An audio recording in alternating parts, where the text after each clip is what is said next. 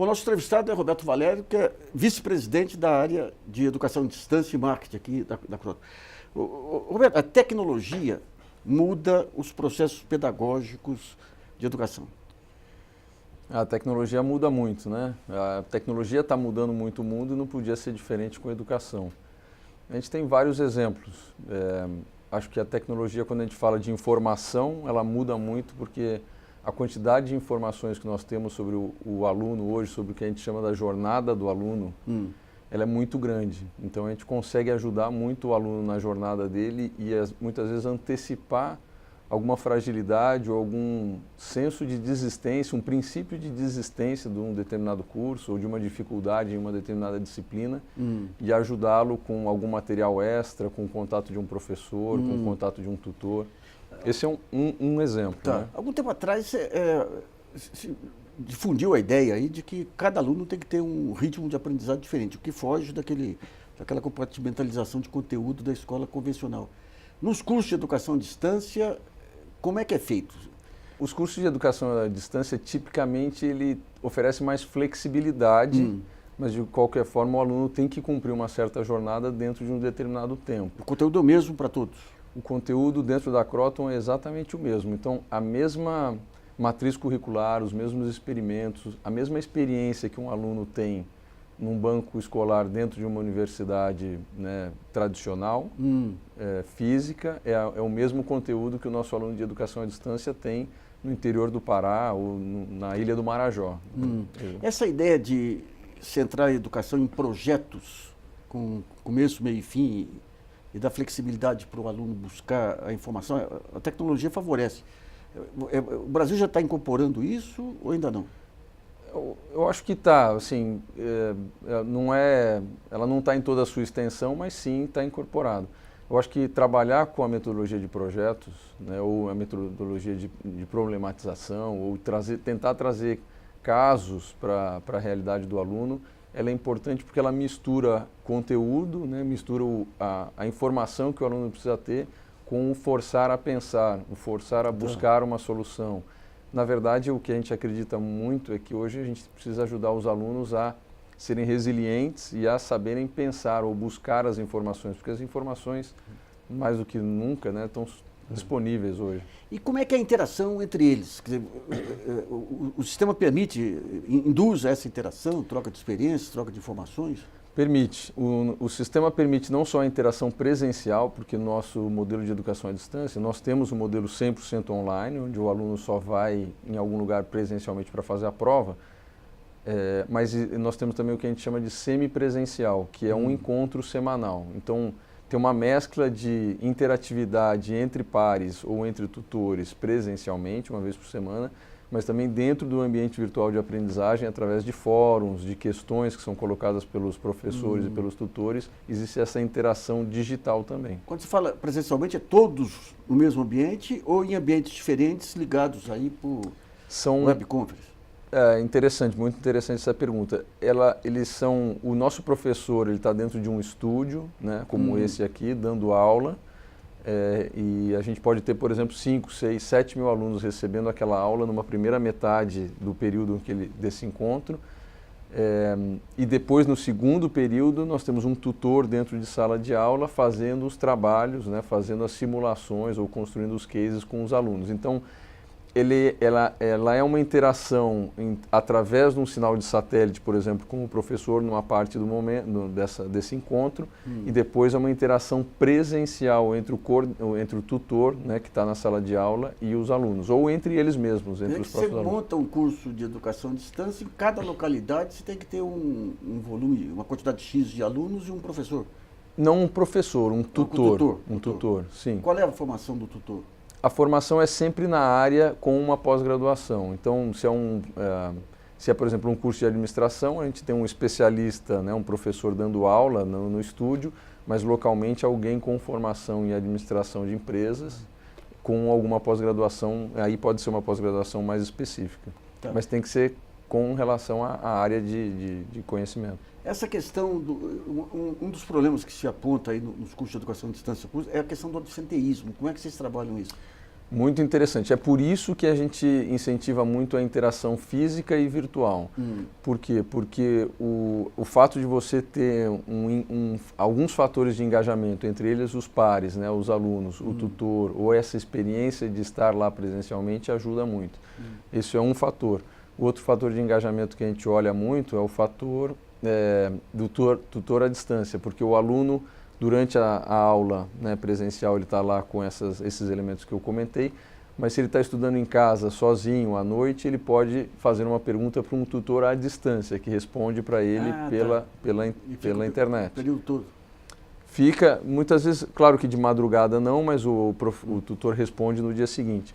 Mas acho que algumas coisas interessantes, e vai para a sua pergunta relacionada à tecnologia, o que a gente usa muito é não só responder perguntas que o aluno faz, mas muitas vezes identificar assuntos que são importantes para o aluno, dada aquela determinada jornada, e fazer com que o nosso tutor entre em contato com esse aluno. Então, eu vou dar um exemplo, que tem a ver com frequência, que você acabou de perguntar. Eu consigo saber se o aluno está indo nos encontros presenciais uma vez por semana, eu consigo saber se ele está acessando o ambiente virtual, porque eu consigo ter essa informação através dos acessos de internet dele, e consigo saber quais os exercícios e os conteúdos que ele leu. Então, isso gera um modelo preditivo para que o nosso tutor, à distância, entre em contato com o aluno e diga: puxa, Roberto, eu vejo que você faltou nas 2 últimas semanas e faz mais de 10 dias que não acessa o ambiente virtual de aprendizagem. A sua prova é daqui a 15 dias, provavelmente você não vai ter tempo suficiente para cobrir aquele conteúdo. Vamos montar um plano de estudos daqui até o dia da prova para que você consiga cumprir tudo isso? Então, isso gera aproximação, isso gera engajamento e faz com que o aluno avance nesse projeto dele. Quer dizer que todo o material pedagógico é digital? Todo o material pedagógico é digital. Nós também temos materiais físicos, mas todo o material pedagógico é digital e interativo, ou seja, muito mais que só um PDF, um material digital. Ele já tem interatividades com fotos, vídeos, áudios. Esse conceito de game também, que tem sido... Vocês usam esse conceito de mudar de... Usamos. Tá. Nós temos, dentro do nosso modelo pedagógico, nós temos um elemento chamado desafio nota máxima, que é como se fosse uma revisão dos conteúdos que o aluno teve durante o curso de graduação dele, mas ele faz isso em cima de uma plataforma de Adaptive Learning, que é basicamente, a plataforma entende quais são os gaps do aluno em função dos exercícios que ele vai fazendo, das respostas que ele vai dando, e vai incentivando o aluno através da gamificação para que ele complete aqueles conteúdos. Então, reconhece a jornada à medida que ele vai avançando e aprendendo sobre um determinado conteúdo e usando a gamificação como um incentivo para ele. Os dados que vocês usam para analisar os alunos são os dados de leitura, os testes que ele responde... Frequência. Tá. No caso aí da inflexibilidade do currículo, como é que vocês introduzem esses novos temas aí? É a parte? De que maneira que casa essa identificação de demandas de formação do aluno com a necessidade de cumprir um currículo rígido? Muito interessante. Como é que a gente encara isso aqui na Kroton? Nós fazemos de 2 maneiras. Obviamente tem os inputs que vêm do Ministério da Educação, de o que precisa ser dado para o aluno, mas nós temos uma plataforma que é ao mesmo tempo uma plataforma de empregabilidade para o aluno, mas também é uma plataforma onde nós temos acesso via as empresas que estão nessa plataforma de quais são os conteúdos ou quais são os conhecimentos que os alunos precisam ter para que eles possam desempenhar bem um determinado trabalho em uma vaga de trabalho dessa empresa. Essa plataforma chama-se Conecta, exatamente por essa ideia de conectar o aluno ao mundo do trabalho e conectar o mundo do trabalho a nós, para que nós possamos montar os nossos currículos, os nossos materiais para endereçar todos os temas que são regulatórios do MEC, mas também o que o mercado de trabalho precisa. Você está falando isso em cursos de extensão, ou está falando também no curso básico? Cursos de graduação. De graduação. Cursos de graduação. É uma plataforma, é a maior plataforma de empregabilidade e o objetivo nosso é realmente oferecer a oportunidade para que o nosso aluno consiga se empregar. Se pegar em termos de empresas, quais são os conhecimentos básicos? Estou falando também do uso de computador, de aplicativos. O que é o conhecimento básico inicial assim para o aluno começar a se inserir nesse mercado? No mercado de trabalho? Depende muito da área de conhecimento que esse aluno está, mas eu diria que tem algumas coisas, assim, todas as áreas hoje em dia fazem um uso muito grande de tecnologia, a área de saúde, a área de engenharia, a área de administração. Ou seja, não tem como o aluno se formar e não ter uma boa referência sobre como usar a tecnologia. Hoje em dia é impossível, ele não vai conseguir avançar na carreira dele. Mas tem alguns outros elementos que também são importantes, que é o elemento da resiliência, né? Porque a gente sabe que é muito difícil para o aluno, assim, ele vai ter muitos obstáculos ao longo da vida profissional dele. Então, ser resiliente, ser capaz de solucionar problemas é o que os empregadores mais buscam hoje. Né? Não desistir, ser inteligente para buscar soluções para coisas que não existem respostas prontas hoje em dia. Que tipo de teste? Dá um exemplo de um tipo de teste assim que desafia o aluno.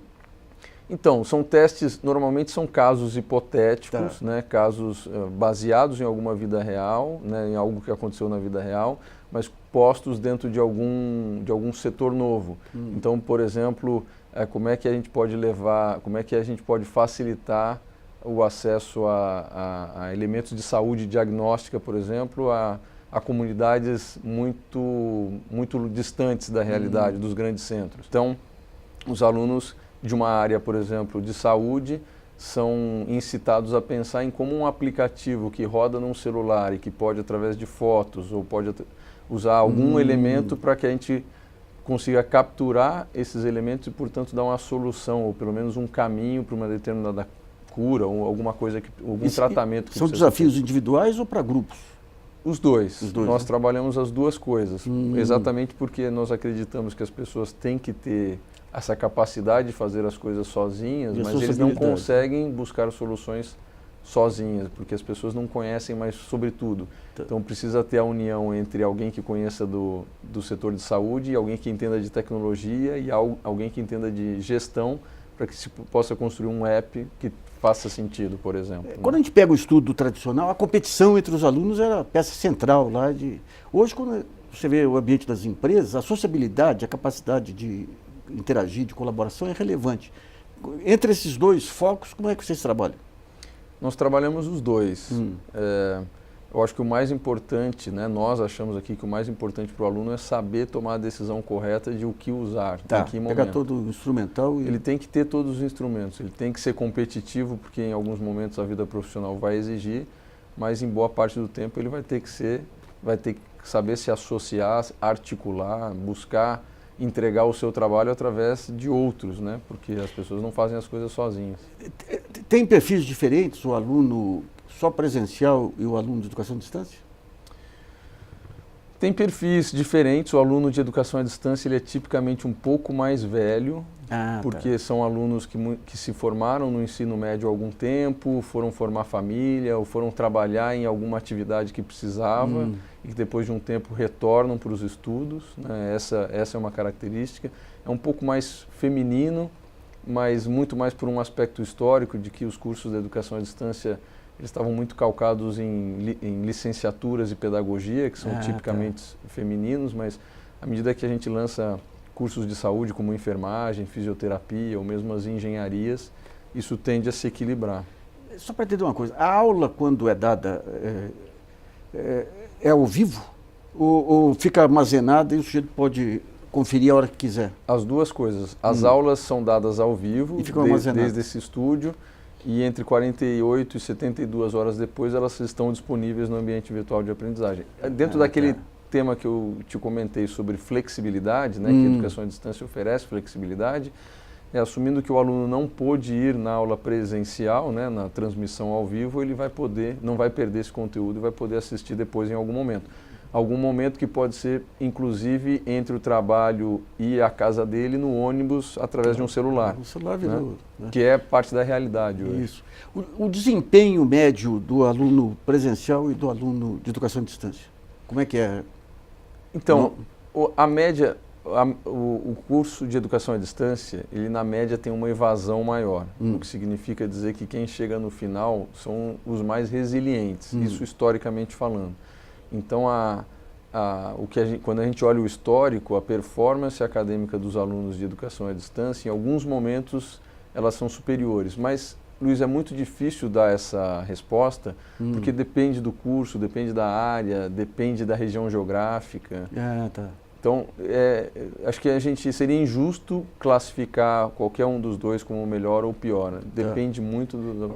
E hoje as telecomunicações dão conta aí da interatividade no celular ou em casa, ou tem regiões com mais dificuldade? Eu diria que hoje é mais fácil do que há alguns anos atrás. A educação à distância no Brasil cresceu através da transmissão via satélite. Hoje, cada vez mais é através da internet, porque as redes de telecomunicações são melhores. Mas, dentro da Kroton, por exemplo, nós trabalhamos com elementos que já assumem que o aluno, em alguns momentos, não vai ter acesso à internet. Então, por exemplo, as aulas, ele pode assistir num streaming ao vivo, mas ele também pode baixar no seu celular ou no seu computador, porque pode ser que ele só tenha acesso numa determinada hora do dia, onde ele abaixa os conteúdos e depois estuda sem acesso à internet. Hoje, a população que estuda educação à distância nacionalmente é de quanto? Hoje é um pouco mais de 1,5 milhão de alunos. 1,5 milhão? Isso. Tá. Maravilha, muito bom. Bom, essa entrevista vai integrar a parte de educação da plataforma Brasilianas, uma colaboração da TV PUC com o jornal GGN.